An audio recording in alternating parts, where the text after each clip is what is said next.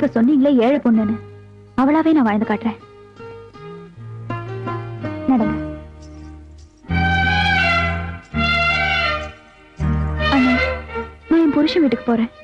இப்போ உனக்கு கோவம் இருந்தாலும் என்ன பார்க்காம உன்னால இருக்க முடியாதுன்னு தெரியும். உனக்கு பார்க்கணும்னு தோணுச்சுன்னா அங்க வந்து பாரு. நீங்க ராஜாவாகிறது இப்படி கனவாயி போச்சு பாஸ். விசாரிச்சு பார்த்தேன். உன் மச்சான் ஞானப்பழ பத்திரிகை ஆசிரியரா. அவருக்குன்னு சொந்தமா இருக்கிறது அந்த சைக்கிள் ஒண்ணுதானா? அதுக்கு ஏன் நினைஞ்சு மாப்பிள பரவாயில்ல, ஸ்கூட்டர் வச்சிருக்காரு. என்ன உனக்கு இந்த டிரைவர் வேலை வேணும்னு நினைக்கியா வேண்டாம் நினைக்கிறியா? வேணும் முதலாளியே. அப்படின்னா நாளைக்கு இருந்து உன் தங்கச்சி புருஷன் சைக்கிள் கூட போக கூடாது, நடந்துதான்டா போகணும். முதலாளியே